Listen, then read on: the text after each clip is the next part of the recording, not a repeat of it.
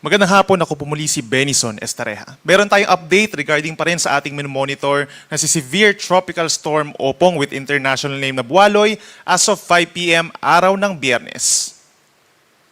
Huli pong namataan ang sentro nitong si Bagyong Opong sa coastal waters of Santa Cruz, Occidental Mindoro kaninang alas 4 ng hapon. At sa mga sandaling ito ay nasa may Mindoro Strait na sa may Occidental Mindoro. Sa mga susunod na oras ay unti-unting pupunta na ito sa may West Philippine Sea at palayo ng ating kalupaan. Meron pa rin itong taglay na hangin sa ngayon na 110 kilometers per hour malapit sa gitna at may pagbugso hanggang 150 kilometers per hour. At mabilis na kumikilos west-northwest at 35 kilometers per hour.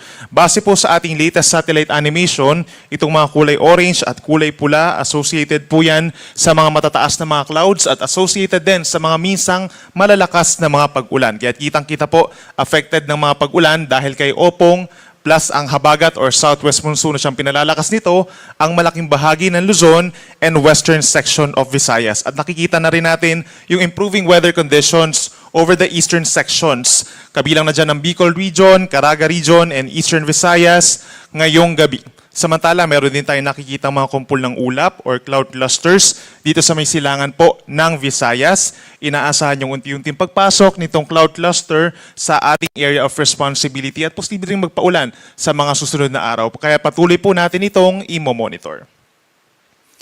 Base po sa pinakahuling track ng Pag-asa, nagkaroon po ng westward movements na nakalipas po na 24 oras itong si Bagyong Opong. Kagabi po, nagkaroon siya ng landfall for the first time sa may Eastern Samar, nagkaroon ng second and third landfall dito po sa may Masbate, fourth and fifth landfall naman po kaninang umaga dito sa may lalawigan ng Romblon at sa tanghali naman sa may Mansalay, Oriental Mindoro kaninang 11:30 in the morning at sa ngayon nga po ay nandito na sa may coastal waters po ng Occidental Mindoro. So malaking factor yung kanyang westward movement doon po sa may high pressure area nandun sa may North Philippine Sea. Dahilan para po maiwasan ng Bagyong Opong yung high pressure area na yon at mas nag-westward or mas bumaba pa yung track kumpara dun sa ating inaasahan noong mga 2 to 3 days ago po. No? So na-spare sa malalakas na hangin at malakas na ulan itong malaking bahagi ng Central Luzon, Metro Manila, Calabarzon at hilagang bahagi po ng Kabikulan.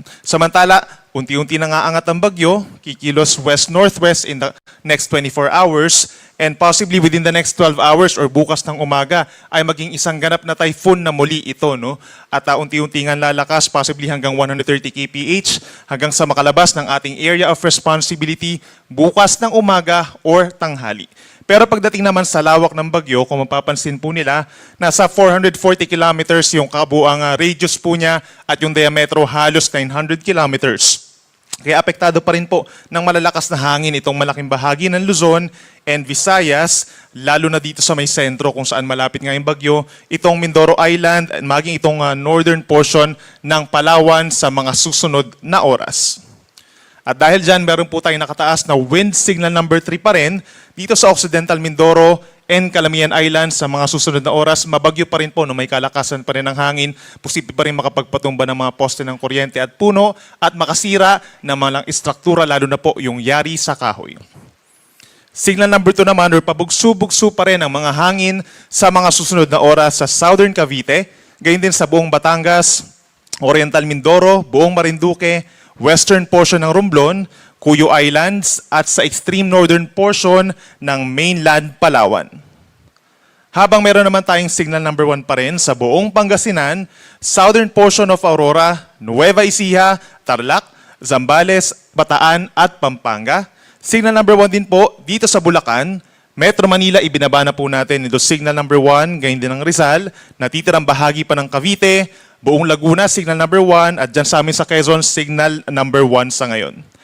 At signal number 1 din po dito sa buong Bicol Region, Camarines Norte, Camarines Sur, Catanduanes, Albay, Sorsogon at Masbate, natitirang bahagi ng Romblon, northern portion pa ng mainland Palawan, at signal number 1 na rin po dito sa may Aklan, Antique, Capiz, Iloilo, Guimaras, hilagang bahagi ng Negros Occidental at Bantayan Islands sa Cebu. So ilang areas po dito sa may Eastern and Central Visayas, tinanggal na po natin yung mga wind signals at aasahang bababa pa yung mga wind signals na merong signals 2 and 3 sa mga susunod po natin na issuance ng bulletin. Ito naman po yung ating real-time warning patungkol sa malalakas na pag-ulan sa susunod na 2 oras o yung tinatawag natin na heavy rainfall warning, yung color-coded warnings natin. Meron pa rin tayong aasahang torrential rain sa susunod po na 2 oras sa may Occidental Mindoro at hilagang bahagi ng Palawan, kabilang na po ang Calamian Group of Islands. Orange warning naman dito sa hilagang bahagi po ng mainland Palawan at malaking bahagi ng Western Visayas. Ibig sabihin intense rains at napakalakas po ang mga pag-ulan for the next 2 hours. Habang yellow naman, yellow warning, heavy rains naman hanggang mamayang alas 7 sa may Negros Occidental, southern portion of Quezon, at dito rin sa buong Batangas. Kaya mag-ingat pa rin sa banta ng mga pagbaha at pagguho ng lupa at lagi makapag-coordinate sa iyong mga local government units for possible evacuation. Posible rin po yung pag-apaw ng mga kailugan po doon. Ito naman yung isa pa nating 24-hour rainfall forecast naman po ito. In a span of 24 hours, ito yung mga posibleng magkaroon ng mga significant na ulan. Hanggang 200 millimeters o yung ganong karaming ulan, posibleng magdulot po ng mga pagbaha sa maraming lugar at pagguho din ng lupa. So hanggang bukas po yan, dito pa rin sa malaking bahagi po ng Mimaropa at magi dito rin sa lalawigan ng Antique. Habang posible rin yung 50 to 100 millimeters sa dami ng ulan hanggang bukas ng madaling araw. Isabela, Aurora, malaking bahagi ng Calabarzon, Metro Manila, Bataan, dito rin po sa may Marinduque, natitirang bahagi ng Western Visayas at Negros Island. Ito naman yung babala po sa gale warning or dun sa malayong bahagi po ng karagatan, malayo sa Pampang, no? Posible hanggang 11 meters. Imagine po yan, nasa 3 palapag na mahigit na gusali pong mga pag-alo ng aasahan. Sa mga baybayin po, malapit sa Bagyo, kabilang na ang baybayin ng Batangas, Cavite, Occidental and Oriental Mindoro, gayon din sa Romblon, Southern Coast ng Quezon, Northern Coast ng Palawan, kabilang na ang Cuyo at Calamian Islands. Ngayong gabi po yan, pero eventually po bukas, sa paglayo ng bagyo, mababawasan yung taas ng mga pag-alon. Habang posible pa rin po, mamayang gabi hanggang 4.5 meters o nasa 1.5 palapag ng gusaling mga pag-alon. Dito po sa baybayin ng Zambales, Bataan, maging dito rin sa Metro Manila tonight, Northern Coast of Quezon, kabilang ang Pulilio Islands, baybayin ng Catanduanes, Camarines Norte, Northern Camarines Sur, buong Masbate, kabilang ang Ticao and Burias Islands, at sa mga baybayin pa rin ng Aklan, Capiz, and Antique, dahil pa rin sa epekto ng bagyong Opong at ng hanging habagat. At kung pag-uusapan naman po natin ay yung mismong coastal communities, no, hindi po ito yung sa malayong parte ng karagatan. Ito yung malapit na sa ating karagatan, storm surge warning or daluyong ng bagyo. Posible po ang hanggang 3 metro dito sa western portion ng Aklan or western coast, northern coast of Antique, buong Batangas, Marinduque, Occidental at Oriental Mindoro hanggang 3 metro sa mga susunod na oras, Romblon at Calamian Group of Islands sa Northern Palawan. At posible rin po ang 1 hanggang 2 metrong mga daluyong dito po sa Aklan, natitirang bahagi ng Antique, maging sa may Batangas and Bataan, Cavite, Masbate, Metro Manila, at dito rin po sa ilang bahagi pa ng Northern Palawan, southern portion or southern coast of Quezon, at timog na baybayin po ng Pampanga at Bulacan. So lagi makapag-coordinate sa inyong mga local government units for possible evacuation kung kayo po ay nakatira sa mga coastal areas. Aasahan din po ang mga pagbugso pa ng hangin hanggang bukas, epekto nitong si Bagyong Opong plus the southwest monsoon.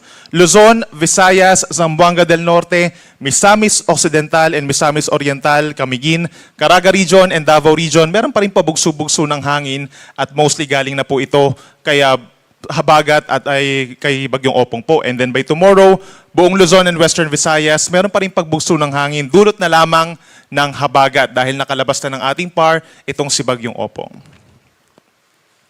At meron po tayong TC threat potential forecast, ibig sabihin meron tayong potential na bagyo sa loob ng 2 linggo.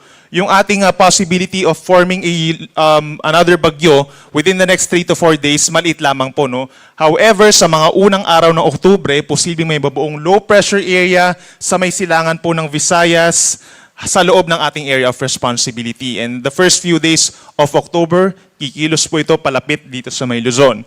Then pagsapit naman ng October 3, that's Friday, hanggang sa early next week, sa mga unang araw pa rin ng October. Posibleng tumawid itong low pressure area or potential na bagyo dito po sa may Luzon at maapektuhan directly ang northern and central portions, kabilang na rin ang Metro Manila. Posibleng may mga pag-ulan dyan.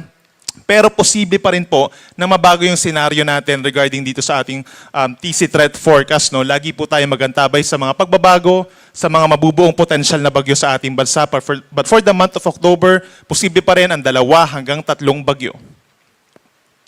At sa mga nagtatanong naman po kung ano magiging taya ng panahon over this weekend, dahil sa paglayo ng bagyong Opong simula po bukas ng madaling araw, inaasahan pa rin na mayroong mga lugar na lamang po na mayroong kalat-kalat na ulan at mga thunderstorms. Itong mga nasa west side, Zambales, Bataan, Occidental Mindoro, and Palawan, posible pa rin ang kalat-kalat na mga ulan at mga thunderstorms. Habang dito naman po sa natitirang bahagi ng Luzon, improved weather conditions, not necessarily lahat ng lugar dito sa Luzon ay magiging maaraw. No? Mababawasan drastically yung mga pag-ulan natin, partly cloudy to cloudy skies. Merong mangilan-ngilan po na magkakaroon ng maaraw na panahon at mainit na tanghali, nasasamahan pa rin ng mga localized thunderstorms. Gayun na rin po ang malaking bahagi po ng Visayas and Mindanao, magpapatuloy pa rin yung fair weather conditions dito po sa bahagi ng Mindanao.